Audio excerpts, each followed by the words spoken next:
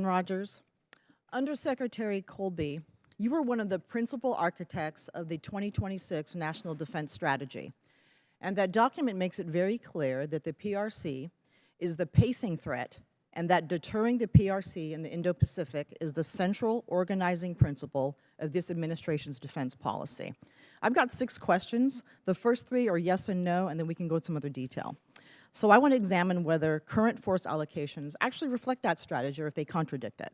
So for clarity, the 2026 NDS identifies the PRC as the pacing challenge, correct? That's correct. The Indo-Pacific remains the primary theater shaping force planning and modernization. Yes, ma'am. Okay, second question. Credible deterrence in the Indo-Pacific requires forward-deployed naval presence, long-range strike capabilities, and sufficient precision-guided munitions inventories. Would you agree? Yes, ma'am. And the National Defense Strategy emphasizes prioritization and disciplined allocation of limited high-end capabilities, correct? Correct. All right, so now let's turn to current operations. Over the past week, the department has executed significant naval and air combat operations against Iran. And I want to be clear, no one is saying that the Islamic Republic Guard of Iran is a good actor. We know that they are the largest state sponsor of terrorism.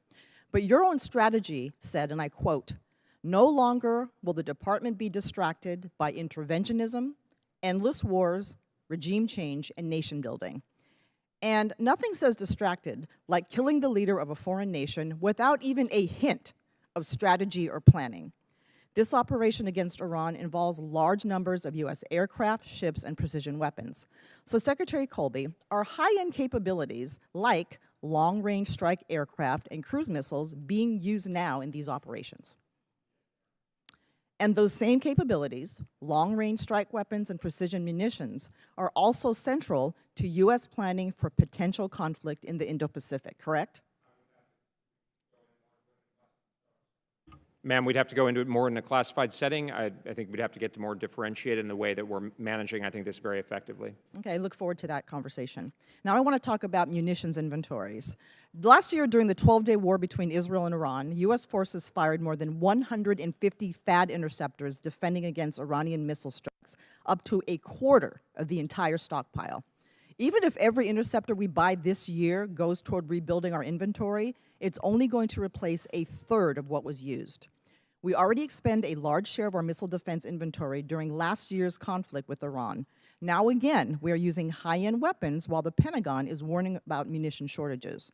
These interceptors, as you know, are not easy to replace. The U.S. buys only dozens per year, and some missile defense systems take years to replenish. And again, how does using these limited weapons against Iran align with your strategy's requirement to prioritize the pacing challenge in the Indo-Pacific? Well, thank you, ma'am. I think the way the military campaign is being constructed is conscious of that, but more I would say a couple of things. One, I'd reiterate that this strategy and the administration's efforts already anticipate, I think, the points you're making, ma'am.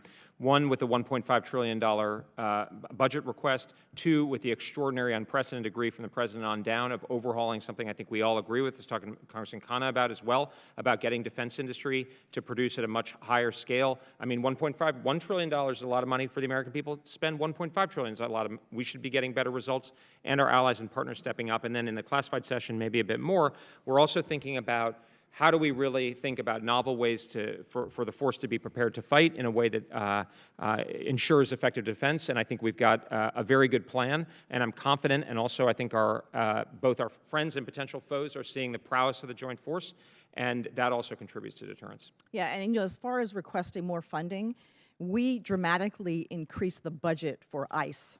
So there's money that exists if we want to use it properly to actually defend ourselves and plus up our munitions. And so closing, I'll just say this. Secretary Colby, the 2026 National Defense Strategy says the PRC is the pacing challenge and that our most advanced capabilities must be prioritized for that competition. Yet again, we are using many of those same scarce weapons against Iran, a regional adversary that cannot strike the U.S. homeland and is going to result in the deaths of the young men and women who proudly wear the uniform. And we are hoping and praying for their safe return, and our sympathy goes out to those who we lost. So I think a question for this committee is quite simple.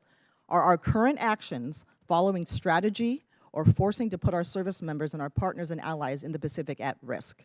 The American people want transparency. Congress has the authority to authorize war, and the word war has been used by the president, Gentlelady's time's by expired. secretary. You're not I yield back, recognized. sir. Gentlelady from Virginia.